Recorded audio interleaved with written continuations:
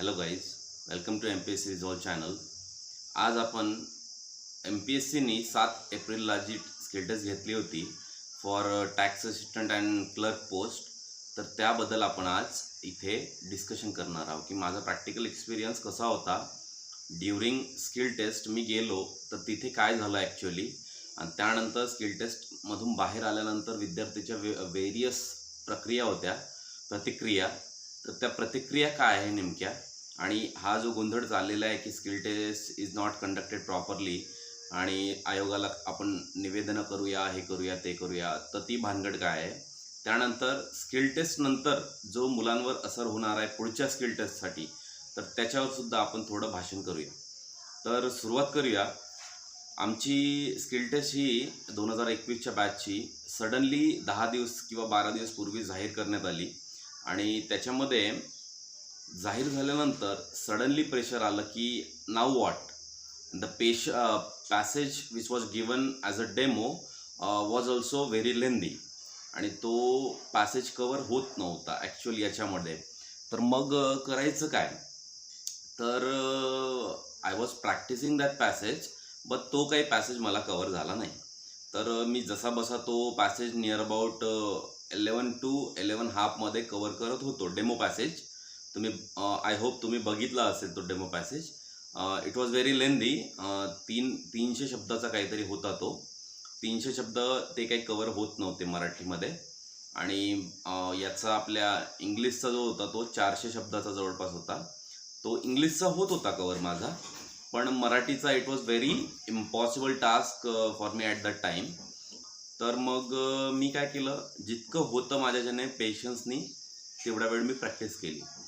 आणि माझी जर म्हणजे मेन्स एक्झाम झाल्यानंतर जर सांगतो म्हटलं तर नियर अबाउट आम्हाला 6 ते 7 महिने मिळाले, किंवा 5 महिने, आता एक्झॅक्ट टाईम मला माहीत नाही. पण मी 4 महिने कंटिन्युअस प्रॅक्टिस केली हे मला माहीत आहे, कारण मी थोडी लेट प्रॅक्टिस चालू केली, आणि त्यानंतर मी कंटिन्युअस माझं dedicatedly, because I was qualified for both the examination. म्हणजे मी टॅक्सला पण होतो आणि क्लर्कला पण होतो. So what I have to do is दोन्ही पण प्रॅक्टिस करावं लागेल, म्हणजे मराठी आणि इंग्लिश.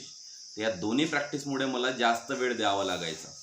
तर 4 महिने ही कंटिन्युअस प्रॅक्टिस केली मी, जवळपास डेली 2.5 तास सकाळी उठायचं. सकाळी उठल्यानंतर माझा शेड्यूलच असायचा, 8ला बसलं की 10:30-11पर्यंत ते स्किल टेस्ट संपवून टाकायचं. Then after that I use to study for other examination.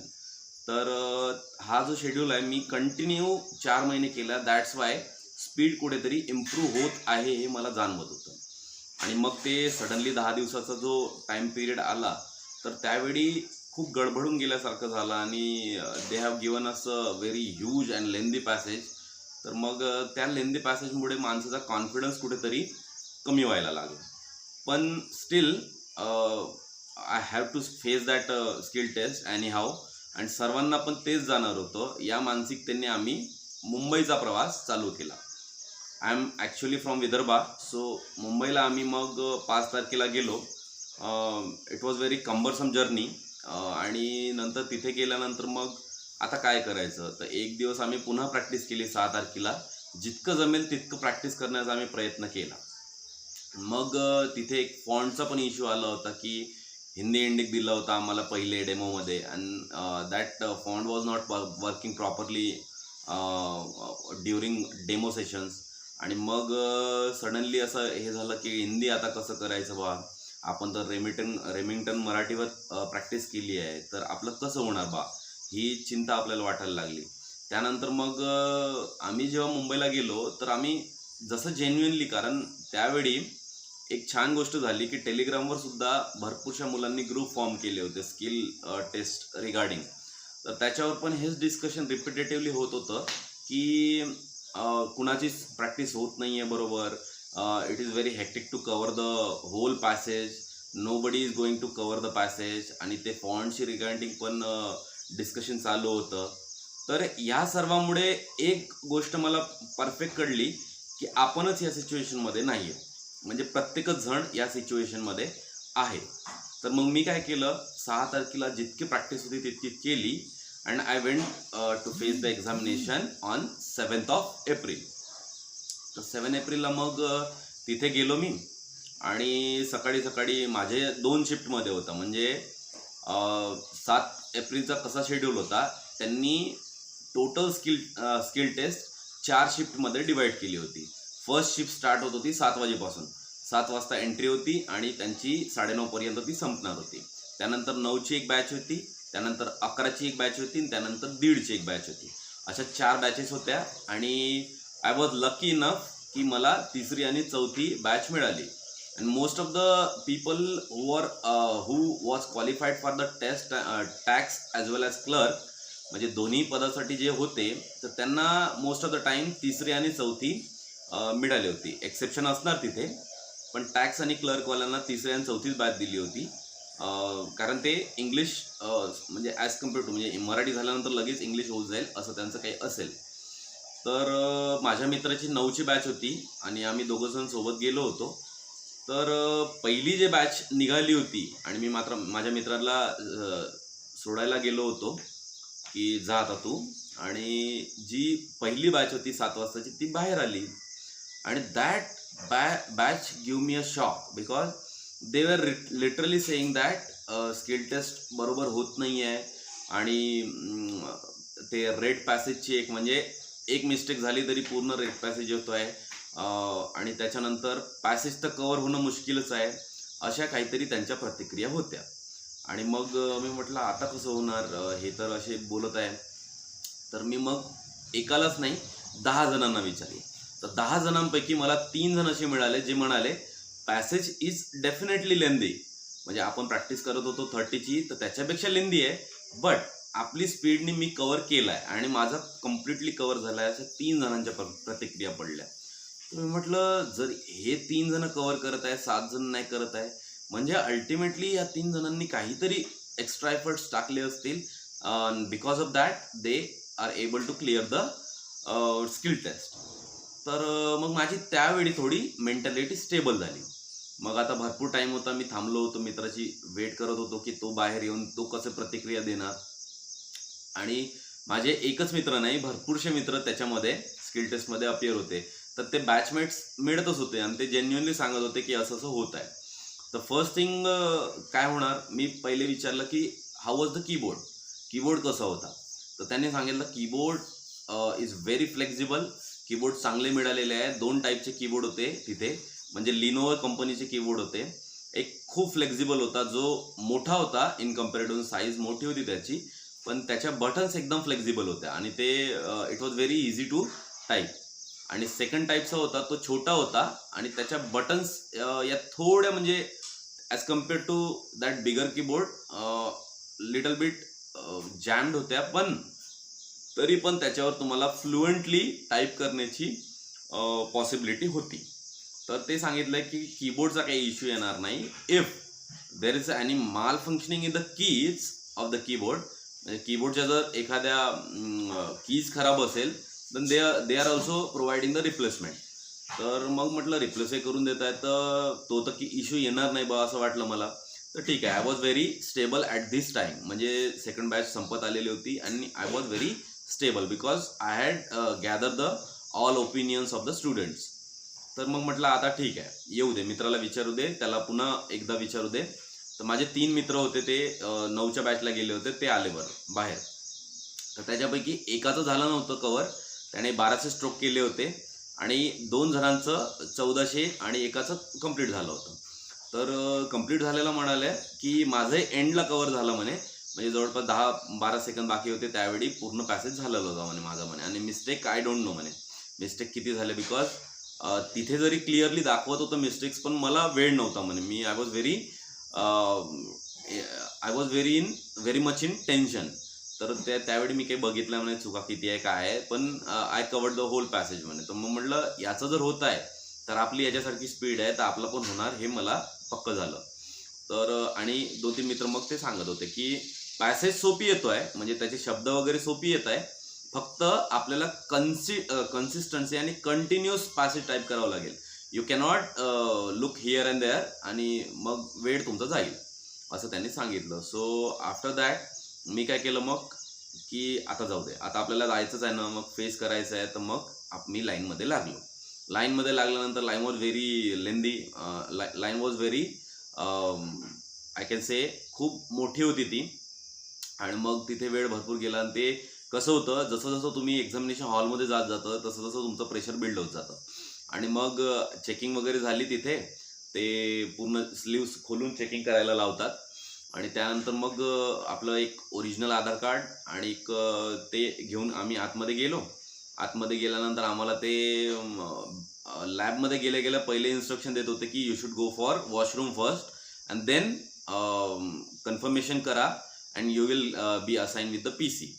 म्हणजे पहिले वॉशरूमला जायचं, त्यानंतर त्यांच्याकडे जायचं की I have done the washroom. आणि त्याच्यानंतर मग ते काय करतील, तुमचं आयरिस स्कॅन करतील, तुम्हाला एक PC अलॉकेट करतील. मग तिथे झालं की PCवर जाऊन बसायचं. PCवर जाऊन बसल्यानंतर फर्स्ट विंडो जी येते ती तुमच्या इन्फॉर्मेशनची आणि तुमचा फोटो लावलेला असतो तिथे. ती विंडो येते. त्या विंडोमध्ये काहीच होत नाही. तिथे साइन अपचा ऑप्शन येते फक्त. आणि आपल्याला तिथे पासवर्ड टाकून रेडी राहावं लागतं. आणि पासवर्ड व्हर्च्युअल कीबोर्डने टाईप करावा लागतो, जे माऊसने ऑपरेट होतं. त्यानंतर हे सर्व झाल्यानंतर फर्स्ट थिंग त्यांनी इन्स्ट्रक्शन देऊ लागले की काय करायचं, ते टाईप करायचं आणि यू शुड वेट. आणि त्याच्यानंतर एक इन्स्ट्रक्शन त्यांनी दिली होती की some students are facing the problem of red lining. म्हणजे तुमच्या पॅसेजमध्ये रेड लाईन्स येत आहे बा, तर तो जो इरर आहे तर तो इरर काही तुम्हाला प्रॉब्लेम देणार नाही. म्हणजे जर तुमचा एखाद्या मिस्टेक नंतर होल पॅसेज इरर येऊ लागला आहे तर तुम्ही तो कंटिन्यू टाईप करा. त्याच्यामध्ये तुमच्या मिस्टेक्स असतील तर मिस्टेक तेवढ्याच मोजल्या जातील, म्हणजे पूर्ण पॅसेज मिस्टेक म्हणून मोजल्या जाणार नाही. And one of my female friend also faced this problem in a second batch, and she also listened to their instruction and she also typed the whole passage. म्हणजे लाल जरी असेल तरी तिचा बरोबर पॅसेज तिने टाईप केलेला होता. तर ती इन्स्ट्रक्शन मी केअरफुली ऐकली. म्हटलं माझ्यासोबत झालं असं तर मी टाईप करणार कंटिन्यू. त्यानंतर त्यांनी काही इन्स्ट्रक्शन दिल्या की असं टाईप करायचं आहे. आणि त्यांनीच ऑटोमॅटिकली रेमिंग्टन मराठी आम्हाला सिलेक्ट करून दिली होती. म्हणजे आम्हाला काही सिलेक्ट करायची नव्हती. मराठीची जे लँग्वेज असते ना आपली रेमिंग्टन, तर ती त्यांनीच सिलेक्ट करून दिलेली होती. आणि मग तिथे झाल्यानंतर मग सडनली काय झालं, त्यांनी सांगितलं की पहिलं काय होणार, 5 मिनिटाचा मॉक होणार. 5 मिनिटाचा मॉक झाल्यानंतर 5 मिनिटं तुम्हाला ब्रेक मिळणार. मॉक पहिला कशासाठी होणार, तर ते कीबोर्ड जे आहे तुमचा, तो कीबोर्ड चेक करण्यासाठी होणार. त्यानंतर सेकंड 5 मिनिटाचा मॉक होणार. तो कशासाठी, की पॅसेज आणि व्यवस्थित चालत आहे की नाही, कम्पॅटेबिलिटी, तुम्हाला एक ग्रिप यावं की पॅसेज असाचा आहे, त्याच्यासाठी 5 मिनिटाचा मॉक होणार. आणि ह्या 5 मिनिटाच्या 2 मॉकमध्ये 5 मिनिटाचा ब्रेक होता मधात. आणि सेकंड जेव्हा 5 मिनिटाचा मॉक झाला त्याच्यानंतर फक्त 2 मिनिटाचा ब्रेक होता. आणि देन ॲक्च्युअल टेस्ट स्टार्ट होणार होती. तर तो जो 2 मिनिटाचा टायमिंग होता तो डायरेक्टली स्क्रीनवर दाखवत होते ते. आणि स्क्रीन तो टाइम संपल्यानंतर डायरेक्टली टेस्ट चालू होत होती. ते तसं आपल्याला म्हणजे अटेंटिव्ह राहावं लागत होतं तिथे. तर 2 मिनिटाचं झाल्यानंतर मग सडनली टेस्ट चालू झाली आणि ती 10 मिनिटाची कंटिन्युअस टेस्ट होती. तर I started typing my passage. आणि मी म्हटलं अरे हे खूप छान चाललेलं आहे, कारण कीबोर्ड वॉज व्हेरी स्मूथ आणि माझी प्रॅक्टिस पण होती. आणि पॅसेजमधले जे वर्ड्स होते ते खूप सोपी होते. म्हणजे त्याच्यामध्ये जोडाक्षरं नव्हते. जरी ते 300 माझ्या वेळी 1632 स्ट्रोकचा पॅसेज आला होता टोटल. 1632 स्ट्रोकचा पॅसेज आणि त्याच्यामध्ये जवळपास 300 शब्द कंप्लीट होते. तर तरी पण मी तो पॅसेज, आता तुम्हाला खोटं वाटेल, पण मी 8:40 मध्ये टाईप केलं. म्हणजे 8 मिनिटं 40 सेकंदामध्ये टाईप केलं. अँड 2 चुका झाल्या होत्या माझ्या, बिकॉज वरती त्या चुका झाल्या होत्या तर मी बॅकस्पेस करू शकलो नाही. पण मग बाकीचा whole passage, that passage was in green. म्हणजे आय हॅव कन्फर्म दॅट की तो पॅसेज माझा बरोबर आहे, फक्त 2 चुका झालेल्या आहे. आणि आपल्याला चुका तुम्हाला माहीतच होत्या, 30 चुका जवळपास एक्सेप्ट होत्या. तर अशा पद्धतीने झाला. आणि त्याच्यामुळे मग माझा जेव्हा पॅसेज कव्हर झाला तर I was very confident at the time की पॅसेज ॲक्च्युली होतोय कव्हर. तर मग तिथून मी बाहेर निघलो. टेस्ट संपली आमची. आणि बाहेर आल्यानंतर पुन्हा प्रतिक्रिया मी विचारण्याचा प्रयत्न केला की नेमकं काय झालं बा आतमध्ये. तर then also some students are saying that ki it is very hectic passage, it is very lengthy passage, and I can't be able to clear, I can't be able to type the whole passage. माझे 1400 stroke झाले, माझे 1300 stroke झाले, माझे 1500 stroke झाले. But third बॅचला most of the student म्हणजे near about 50 and above त्यांचा झाला होता कवर. मी म्हटलं situation is changing tremendously, because third बॅचला ऑटोमॅटिकली मुलांचा रेशो वाटलाय काय कव्हर होण्याचा. तर माझं पण तर कव्हर झालं आहे, म्हणजे मोस्ट ऑफ द जणांचे कव्हर होतील. तर त्यानंतर मग मी आता माझी लगेचच 4th शिफ्ट होती तर इंग्लिशची, त्यामुळे मला वेळ नाही मिळाला. मग मी 4th शिफ्टला जाऊन बसलो. इंग्लिशमध्ये पण माझं तसंच झालं होतं. म्हणजे काय झालं होतं, स्टुडंट खूप कमी होते इंग्लिशला. तर स्टुडंट खूप कमी होतं तर माझ्या आजूबाजूला कोणीच नव्हतं. माझ्या रोमध्ये मी 2च जण आम्ही स्टुडंट होतो आणि आजूबाजूला कोणीच नाही. म्हणजे आम्ही समोरच्या रोकडे बघत होतो, त्याच्यामध्ये 7-8 जण होते. तर त्यांच्याकडे बघून वी यूज टू म्हणजे 2 जण आम्ही एंटरटेन करत होतो आम्ही स्वतःला, कारण मधामध्ये टाईम असतो तो त्याच्यामध्ये. तर माझ्या कीबोर्डला काय झालं, तो थोडा जॅम वाटत होता मला. So I requested them in between the mock test. म्हणजे मॉक टेस्ट जशी चालू झाली तर I called them and request them that I need a replacement for my keyboard. तर ते काय म्हणाले मला की if you want to replace a keyboard आम्ही करून देईल, पण then we will be not taking any responsibility आणि फर्दर.